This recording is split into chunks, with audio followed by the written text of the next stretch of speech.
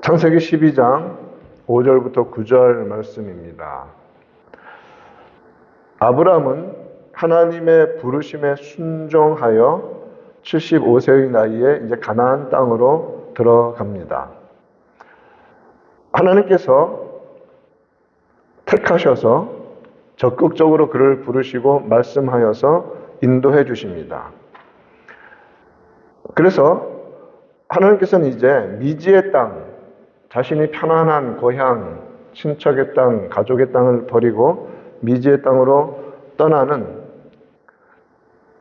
자기를 찾아오셔서 부르신 여호와의 명령에 따라 나그네의 삶을 살기로 결심하고 떠나는 아브라함에게 축복을 약속해 주셨죠. 어제 우리가 살핀 내용입니다. 그래서 4절 말씀 이에 아브라함이 여호와의 말씀을 따라갔다라고 말합니다. 여기 참 중요한 표현들이 많죠. 아브라함이 따라갔다이지만 그 안에 있는 보석 같은 표현, 여호와의 말씀을 따라갔다는 것입니다. 신앙이 무엇인지를 보여주는 것입니다. 여호와의 말씀을 따라갔다. 아브라함은 무작정 길을 나선 것이 아닙니다. 주의 말씀을 따라갔다는 것을 우리는 눈여겨보아야 합니다. 우리가 믿음을 가지고 살아갑니다. 믿음의 삶에서 순종은 나의 열심이나 나의 공로가 아닙니다. 무조건 내가 원하는 대로 열심히 한다고 그게 좋은 믿음이 아니라는 말입니다. 말씀대로 움직여 나가는 것입니다. 하나님께서 가라 하는 곳으로 가는 것, 하나님께서 서라 하는 곳에서 서는 것, 그런 분별력을 가지고 살아가야 하는데 아브라함은 가라 하시니 말씀대로 따라간 것입니다. 아브라함이 가나안에 도착하자마자 특이한 표현이 나옵니다. 하나님께서 아브라함에게 찾아오신 것입니다. 7절 말씀을 보면 여호와께서 아브라함에게 나타나 이르시되 이렇게 되어 있죠. 나타났다는 표현, 직접 모양으로 그에게 보여주셨다는 표현입니다. 그러면서 내가 이 땅을 내 자손에게 주리라 하신지라 이렇게 말씀하십니다. 12장 1절에서 하나님께서는 아브라함을 보내실 때 너는 너의 고향과 친척과 아버지의 집을 떠나 내가 너에게 보여줄 땅으로 가라 이렇게 되어 있습니다. 내가 너에게 보여줄 땅으로 가라. 그때는 보여줄 땅이었습니다. 이제 가나안에 도착한 아브라함에게 직접 나타나신 하나님은 뭐라고 말씀하시냐면 그때는 내가 보여주겠다 했지만 지금 봐라 이 땅이다 라고 말씀하시는 거예요. 이 땅을 내 자손에게 주겠다 라고 말씀하셨습니다. 이와 같이 먼 곳에서는 하나님이 보여주실 땅으로 순종하며 하나님이 이끄시는 길로 믿음으로 걸어갔습니다. 이 땅에 직접 도착했습니다. 바로 이곳 이 땅이 너의 자손에게 줄 땅이다. 얼마나 가슴 벅찬 이런 하나님의 약속의 성취가 한 단계 전진한 말씀입니까? 기가 막힌 은혜의 말씀이죠. 아브라함은 이러한 약속을 이제 조금 더 확대해서 하늘의 본향을 예표하는 약속으로 이해한 것을 히브리서 기자는 심도 있게 말하고 있습니다.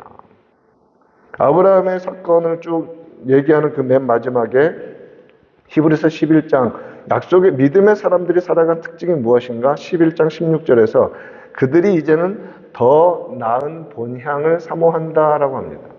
더 나은 본향을 사모한다. 곧 하늘에 있는 것이라.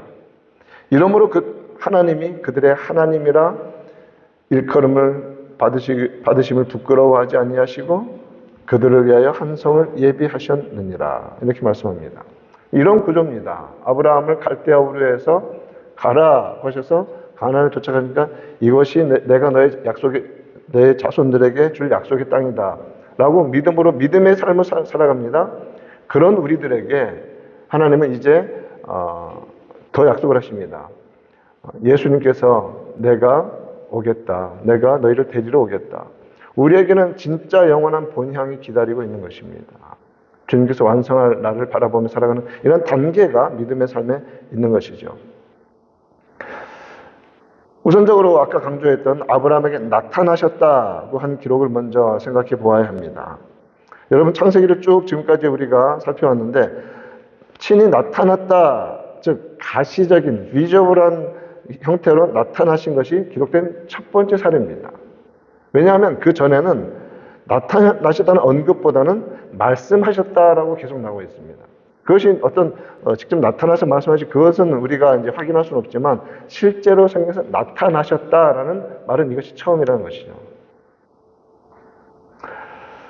하나님은 아담에게 명령하시고 그리고 아담과 하와는 숨어서 음성을 들었고 하나님 그들을 부르셨다는 표현이 나오고 가인에게 말씀하셨고 노아에게 말씀하셨고 또 노아에게 홍수 후에도 말씀해 주시는 이러한 일들이 계속해서 성경에 나타났습니다. 말씀하신 하나님 찾아오셔서 친히 나타나셔서 이르신 여호와께 반응은 어떻게 나타났습니까? 나타나신 하나님께서 먼저 약속을 다시 한번 확인해 주시죠. 내가 이 땅을 내 자손에게 주겠다 하시면서 그러자 아브라함의 반응은 무엇입니까? 자기에게 나타나신 여호와께 그가 그곳에서 제단을 쌓았다라고 합니다. 아브라함은 제단을 그곳에 가나안 땅에 들어서 처음 쌓음으로써 이곳은 하나님의 땅입니다라고 선언하는 것이죠. 봉헌하는 것입니다. 그리고 공적으로 예배드리는 첫 번째 제단이 되어서 아브라함의 삶에 이제 하나님을 향한 예배가 시작되는 것을 선언해주는 내용입니다. 이와 같이 새롭게 되어지는 곳에서 가장 성도가 우선적으로 해야 될 것은 무엇이냐? 바로 예배라는 것을 가르쳐주는 말씀이고 창세기 8장 20절에서도 노아가 방주에서 나와서 여호와께 제단을 쌓았다라고 말하죠. 모든 정결한 짐승과 정결한 새 중에서 제물을 취하여 번제로 여호와께 제단에 드렸습니다. 이와 같이 하나님을 섬기는 자들, 하나님의 말씀 따라 명령 따라 움직이는 자들에 있어서 그런 믿음의 그 진위 여부를 가려주는 중요한 잣대가 무엇이냐면 어디에 가든지 그곳에서 하나님께 제사를 드리는 것, 예배를 드리는 것이고 지금 노아와 아브람처럼 그 땅이 시편의 표현을 빌어오면 하나님께서 줄로 재어준 구역이라는 믿음을 가지고 그 땅을 봉헌해 드리는 것입니다. 하나님께 드리고 그곳을 예배의 자리로 만들어 가는 것이죠. 그리고 계속해서 아브라함은 조금 더 움직여 나갑니다. 8절을 보면 베델 동쪽 산으로 옮겨 장막을 치니. 자, 먼저 보면 이제 거주하다가 나타나신 하나님을 들어가서 먼저 제단을 쌓았고 그 다음에 장막 텐트를 친 곳은 베델 동쪽 산으로 옮겨서 이제 텐트 장막을 쳤다는 것이죠. 그리고 그곳에서 어떻게 합니까? 8절 후반부에 여호와께 제단을 쌓고 여호와의 이름을 불렀다. 가정이 자리를 잡는 곳에서 또 제단을 쌓고 여호와의 이름을 부른다. 한 표현이 더 들어가 있습니다. 여호와의 이름을 불렀다. 여호와의 이름을 부른 것에 대해서 이전에 말씀을 우리가 나눈 적이 있습니다. 창세기 4장 26절에서 보면 아벨 대신에 하나님께서 셋이라는 아들을 주셨죠. 그때 셋도 아들을 낳고 그의 이름을 에노스라 하였으며 그때의 사람들이 비로소 여호와의 이름을 불렀더라라고 말합니다. 똑같은 표현이죠. 여호와의 이름을 불렀다. 그리고 비로소 아브라함 때에 와서야 그 신앙이 회복이 되는 것입니다. 여호와의 이름을 부르는 신앙이. 그래서 하나님의 아들들이라고 노아 홍수 이전에 명명되었던 그 공동체의 형성이 아브라함으로부터 이제 다시 시작되고 있음을 성경은 이 표현을 통해서 가르쳐주고 있는 것입니다. 여러분, 여호와의 이름을 부르는 자들의 모임이 진정한 신앙 공동체입니다. 여호와의 이름을 부르는 것입니다.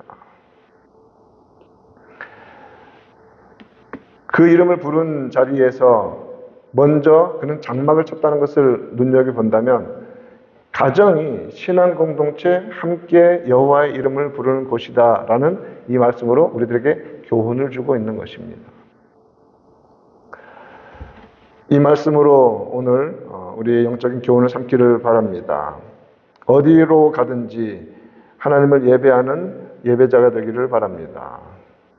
그리고 그곳은 우리의 발걸음 믿음으로 내딛는 모든 곳은 하나님께서 줄로 재어준 아름다운 구역이라는 고백으로 살아가는 우리가 되기를 바랍니다.